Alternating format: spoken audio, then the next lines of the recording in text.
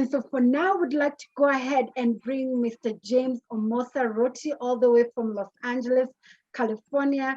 I look forward to hearing what you have to say in regards to the topic of today. So the topic Mr. Omosa will be talking about is really around diaspora engagement in Africa to create sustainable wealth for all. We are looking at creating sustainable wealth, and based on the experience Mr. Omosa has, I can't wait to hear what you have to talk to the diaspora about so that we can ensure that we are engaging for sustainable wealth creation. So welcome, Mr. James Omosa Rwoti. The stage is all yours, and we can now start hearing what you have to say about that. Thank you. Thank you, Anne, for giving me the opportunity to speak. I'm really excited to listen to you, and I've listened. I'm really excited on the kind of messages I have had from you. Listening to you speak, listening to Rachel speak, listening to Dr. Lucy, listening to Evans. I don't know how much that was left for me to speak, but I will just, my talk will be short and really a summary of what I have had. First, to begin with, let me say that my name is James Omosa. I work with the government of the Republic of Kenya, currently posted to the city of Los Angeles in California. And I am the Deputy Consul General, as you heard. I know you guys are investment experts. Me, I am not. I'm just a diplomat who does nothing more than advising people, talking to our Kenyans on what they need to do if they wanted to invest in Africa, and Kenya for that matter, which is in Africa. And most of the time, ours is to encourage them to think Kenya, to think home, think on creating wealth right in their motherland. This is this basically occupies most of our discussions whenever we are talking to Kenyans. Previously, before I became a diplomat, I used to be a trade development expert in the Ministry of Trade. And for around 13 years, I had an experience of walking around the world, meeting some people and understanding what they do in creating their wealth. I was enthused, I should say, in around 2004 on the way the Indians have done do their entrepreneurship and the way they encourage their people to do their entrepreneurship. It is really a model that I have, and I always talk about in my wherever I am talking. They are model to emulate in very many ways. But anyway, let me come back to our subject. Listening to the issue of wealth generation, and particularly in Africa, and listening to this conference, looking at what you have been discussing, it really draws my mind to that death on 26th May 2013, when African presidents meeting in Addis Ababa to celebrate the golden jubilee of the formation of the African Unity, African Organization of the African Unity, of course, the precursor of the current age. On that day, the honorable leaders, in their wisdom, made the 50th anniversary declaration, which could later pass the Agenda 2063, and as you know, which was adopted in 2015. The declaration, for those of you who have read through it, in a way, did bring to life a renewed hope in Mama Africa. Why am I saying so? If you look at the content of that declaration, you can summarize it into four. One, it talked about political, social, and economic integration. Two, it talked about social and economic development. C, it talked about peace and security. And four, it talks about democratic governance. Looking at the first two, you get this feeling that the leaders had at the deepest of their hearts and mind that Africa needs to find a way to integrate their economy and more so utilize their resources to become a developed continent like all the other continents that we know. Coming to number 3 and number 4, that is peace and security and democratic governance, you get this feeling that the leaders deep in their heart and mind, they were talking about how to sustain the kind of development that they are talking about. They were not thinking about just development and the creation of wealth, but how do we sustain it? I'm saying this because I know and I'm sure there is no wealth that can be sustained in an environment where there is no peace and tranquility. It is a must. Of course, it is not possible to do that, even to attain or even think about peace and tranquility, if there is no democratic governance. These examples we don't need to be given because we already know it. But what intrigues me most and the exciting part of that declaration though, is the very part where it talks about Africa's determination of its own destiny. If you read or you read that part of the declaration, you will realize that it commits us Africans to take ownership of African issues and provide African solutions to African problems. That's number 1. Number 2, it commits us Africans to mobilize our domestic resources on a predictable and sustainable basis to strengthen institutions and advance our continental agenda. And number 3, it commits us to take all necessary measures using our rich natural endowments and human resources to transform Africa and make it a leading continent in the area of innovation and creativity.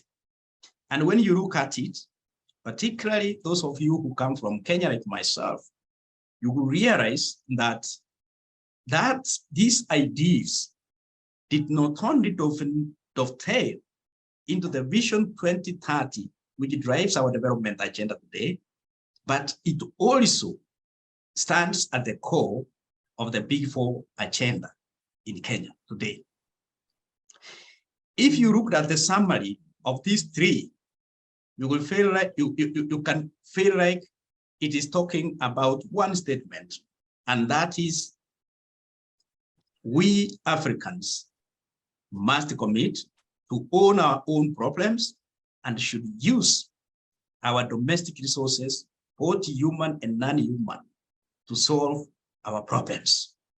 In other words, there is nobody who is going to come from any other continent other than Africa to take responsibility and take charge of our problems and the solutions to it. In my mind and in my own way of looking at it, diaspora is a resource. We are the human resources.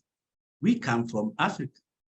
Yes, when you look at the definition given to African diaspora, of course, it includes other people, descendants of Africa, some of whom could have come to other continents, Europe, America, and others, forcibly as slaves. But I don't want to go there. I want to look at us who have come from Africa to Europe, to America, to Asia, and other Australia and other areas in search of economic opportunities and in search of education and many other things. Every African diaspora belongs to some African country and therefore a resource to that country. And of course, looking at it, it is against this background that the African Union fondly refers to its diaspora as the 6th region of the continent, that is after ECOWAS to the west, Maghreb to the north, EAC to the Eastern Africa region, SADC to the Southern Africa, and Central Africa. Those are 5 regions. But the AU adds diaspora as the 5th, and they're right, for sure. Why?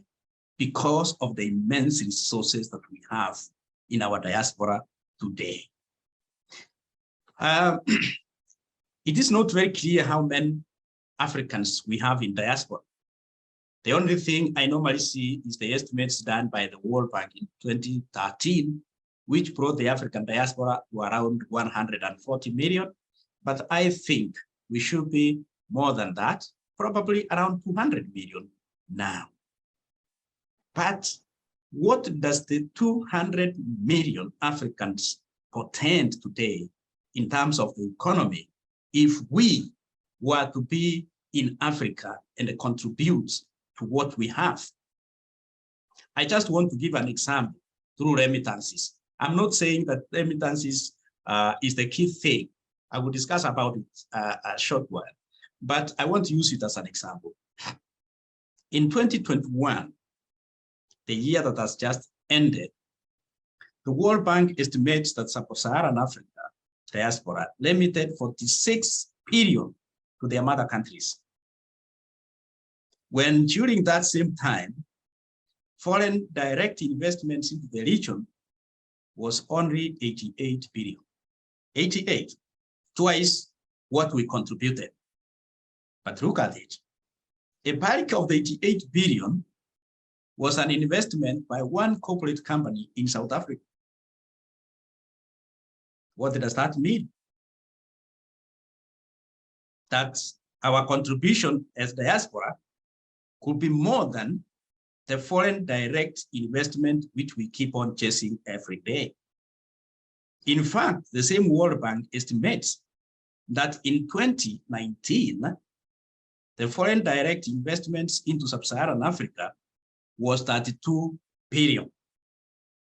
And in 2020, it was 29 billion, which means diaspora remittance to Africa, to sub-Saharan Africa, was far ahead, twice, more than twice, what comes into the region in terms of foreign direct investments.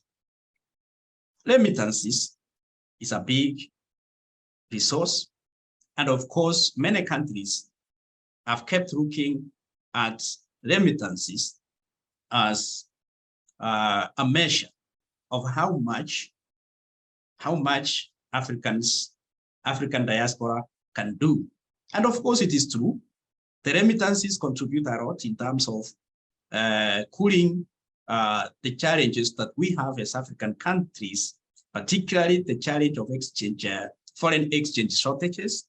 And at the same time, it helps to feed our people, to clothe our people, educate our people, and do many other things. But questions ring around this question of remittances.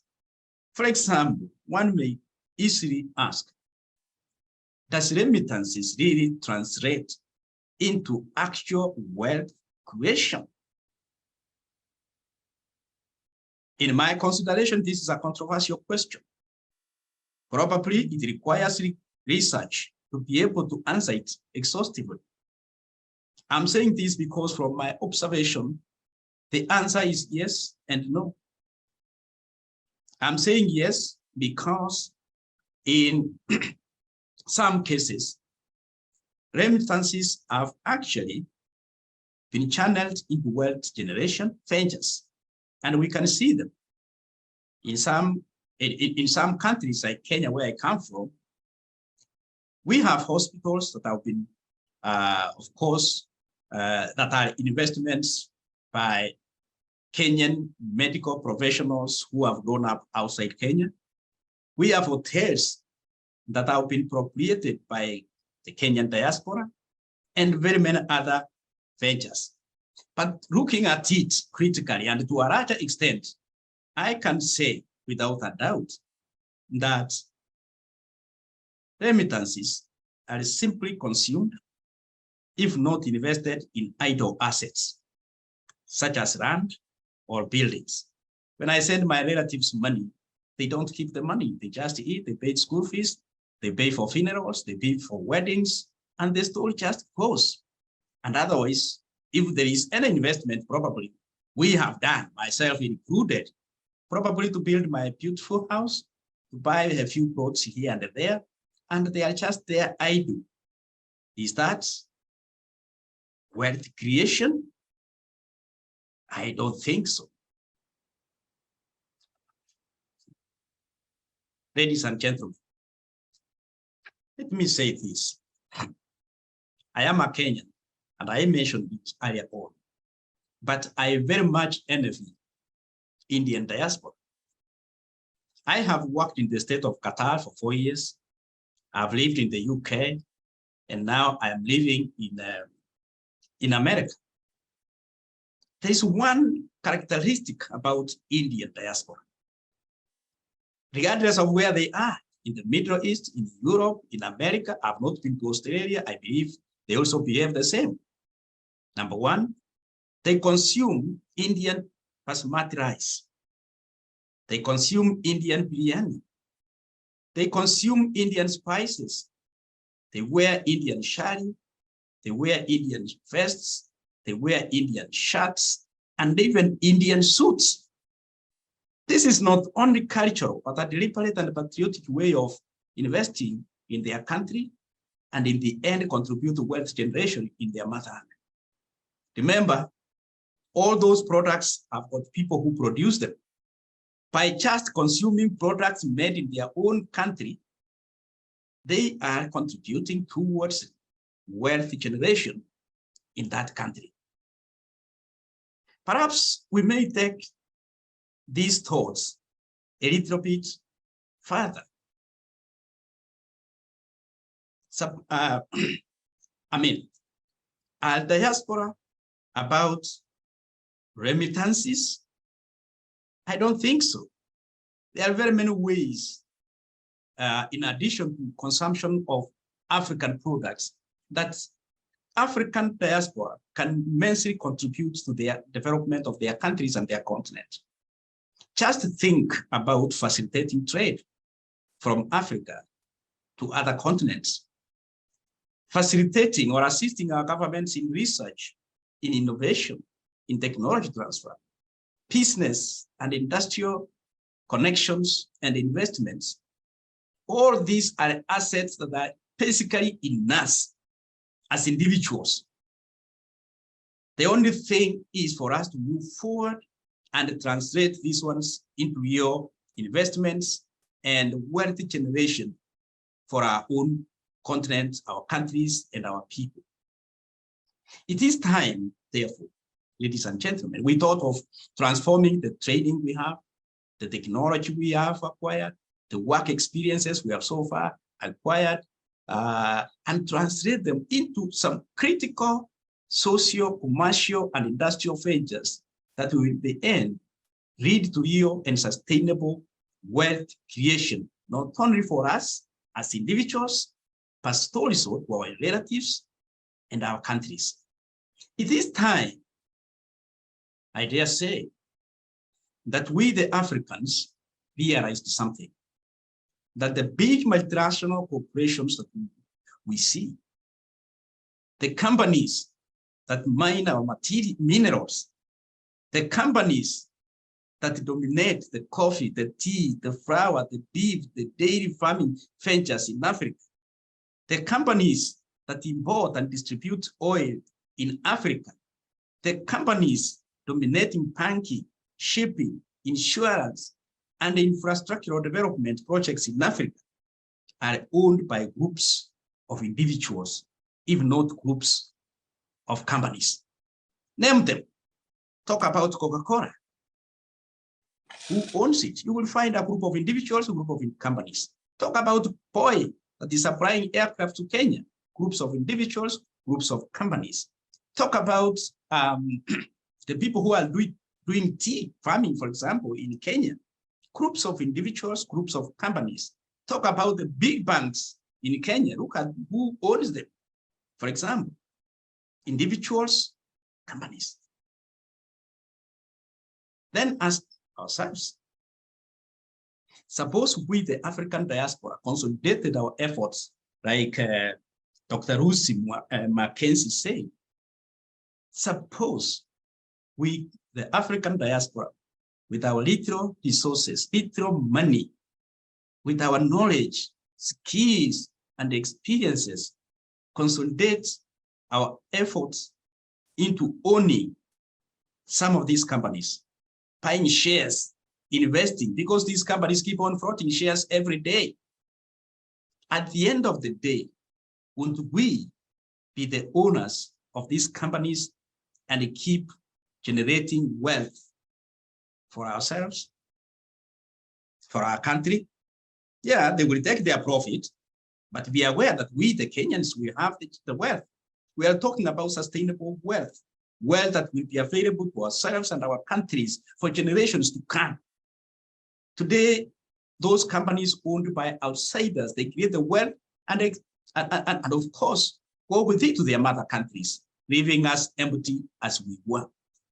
Suppose we consolidated our efforts to form industrial and commercial ventures that will take advantage of some of these investments. Allow me to give an example. In the Republic of Kenya today, we want more and more and more energy, power. Look at who are investing in energy generation. Since we started talking about renewable energy, I'm seeing so many American companies going to Kenya to generate electricity through solar, wind, and the like. And many other American companies are inquiring, how can they get into these ventures? Where are we Africans? And surprisingly, some of us, the Africans in diaspora, we are top-notch engineers working in the same companies that want to come and invest in this. Suppose we consolidated our little efforts. And I like the way Dr. Lucy Mackenzie said, suppose we consolidated the little resources that we have and incorporate companies to be able to do these businesses. We will create wealth that will be sustained within Africa, that will be invested in Africa, that will continue to boost the development in Africa. Allow me to look at another example. The African Growth Opportunity Act 2005 of the United States of America gave African countries an opportunity to tap into the US market through exports of about 5,000 products. More than 15 years now, some countries from sub-Saharan Africa are yet to reach an export of 50 products to the US, yet they have great potential to do so. Even those that are able to export, the real investors in the relevant sectors originate in other continents. Sadly, this is happening when nationals of those countries are the people that drive the big tech in other countries of the developed world, where those investors come from. Suppose we, the African diaspora, consolidated ourselves to go back to our countries and produce these products for export to this country. Allow me to give you one little example. We, the Kenyans, I'm sorry to continue using this example because I come from Kenya, produce the greatest amount of tea in the world. We're among the top 3 producers of tea in the world. Incidentally, we only export 2% of our tea to America, just 2%. One of the challenges that we face to export this is the requirement by the big stores, big supermarkets. We're talking about Walmart, we're talking about Ralph's, we're talking about Target, we're talking about Robertson, and all those others. They have one requirement which has become a problem to our exports. The requirement is They want a distributor of Kenyan tea, Kenyan coffee, based in the US. They don't want Kateba of Kenya to distribute in the US. They don't want Kericho Coal to distribute in the US. They want a company based in the US to be the distributor. And we don't have that company. And because of that, the only distributors of tea and coffee that we can find in America is just a few people who have got small shops here and there. And hence the reason why we are doing just 2%. Those of you who come from Kenya, you know, a majority of our tea is exported to Pakistan. But incidentally, Pakistan exports 14% of the tea consumed in the US. Sounds a little bit sad. But the question I want to ask is this. Suppose it is us, particularly those of us who come from Africa or who come from Kenya, consolidated our efforts to incorporate a company based in the US to be the distributors of Kenyan coffee or Kenyan tea. Just imagine how much it will uplift our national development, how much it will uplift the Kenyan farmers and many others. It is a question to think about. What about consolidating our resources through diaspora cooperative societies and diaspora bonds? Allow me to tell you this, that for those of you who come from Kenya, for example, the big buildings you see in the city of Nairobi are owned by cooperative societies. Talk of Shirika Cooperative, talk of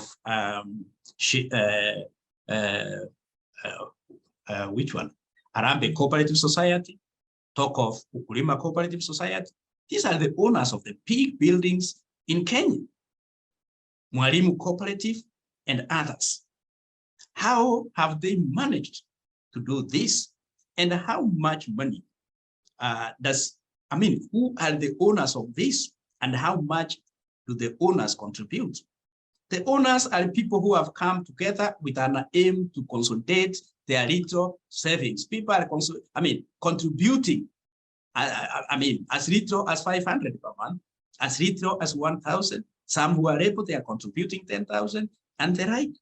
Suppose we develop an investment company, for example, or a cooperative society, and pull in our fellow diasporans from all over the country and the world to contribute into such a kind of funds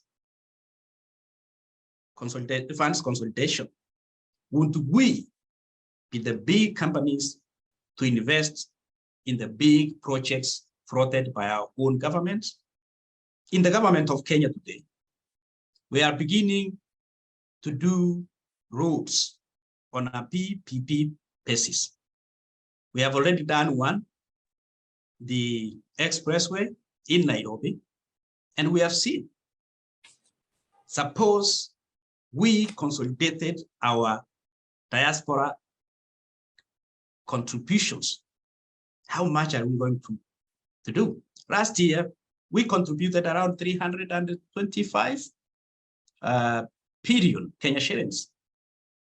That road is around 80 billion. And yet it is going to contribute to, it is going to generate money to the investors. Suppose we did bring together these resources. Won't we be the people who are building the next generation of roads of a similar kind? Won't we be the people building the largest water dam around some big city and use the same to supply to our communities? And of course, those communities will pay us back. Here in America, I am seeing people transforming garbage into the generation of gas, water, and other products. And yet they are helping the cities to become green. It is business. Suppose we consolidated our efforts, our resources to invest in such ventures. Lastly, ladies and gentlemen, allow me to show you something. About the power of diaspora. I told you I worked in the state of Qatar as a diplomat also. The largest supermarket in the state of Qatar is called Ruru. Ruru is a Swahili word, and indeed Ruru is Swahili. Why? Because this is a company owned by an Indian family who had earlier migrated to Kenya in Mombasa, stayed in Mombasa. They started the supermarket in Mombasa. For some time, at some point, the supermarket was burnt down. I don't know what happened, but they relocated to Qatar. In Qatar, they now own the largest supermarket there. Largest. Number two, I have also lived in India, although for a short time when I was studying the Indian entrepreneurship models. I learned some story about the company called Reliance Industries. Reliance Industries today, I think, is the #1 largest company in India after Tata. At some point, it was the largest, but later on, it was overtaken by Tata. I've not checked recently to see if it is still holds that position. What I learned is that Reliance Industries was incorporated in Aden, in Somalia, by the owner called somebody Ambani. Later on, Ambani transferred the business to India, and it ended up being that big. Now, question. We, the African diaspora, in Europe, in America, in Australia, suppose by use of our own connections, technology, knowledge, and understanding of things, we incorporated the big companies out here. How much transformation are those companies able to do when we transfer them to Africa? I'm saying this because I know out here, it is easier to access credit and at very competitive rates. And of course, like for those of us who have the papers, citizenship, I've seen a very good example in America. The government of the United States of America has got very many ways of assisting Americans to incorporate companies out there, to transfer, I mean, to take their own companies, I mean, to obtain business ventures out there for companies incorporated in America. Suppose we made a move to think about this and get that opportunity of support from the American government for the transformation of our own motherland and our own countries. These are among the many questions I keep on asking myself as a diplomat, and it is a part of my messages that I keep on sharing to our Kenyan diaspora to think through. Of course, to think through amongst the many other ways that we can assist in transforming our motherland, Mama Africa. In conclusion, therefore, ladies and gentlemen, allow me to conclude by saying, Africa needs energy. Africa needs universal health care. Africa needs infrastructure, infrastructure, infrastructure. We have these opportunities. We have these resources. It is upon us to become the resource that was envisioned by our leaders on that date of 26th May 2013. We know the African problem. We must be part of the solution because we are talking about our motherland. We can only do this by giving back to Africa. And the best way to give back to Africa is not by remittances. Remittances will be consumed, they will go. But let us be part of the journey of creating wealth for our motherland, and not just wealth, but sustainable wealth. Thank you, and God bless you all. God bless Africa.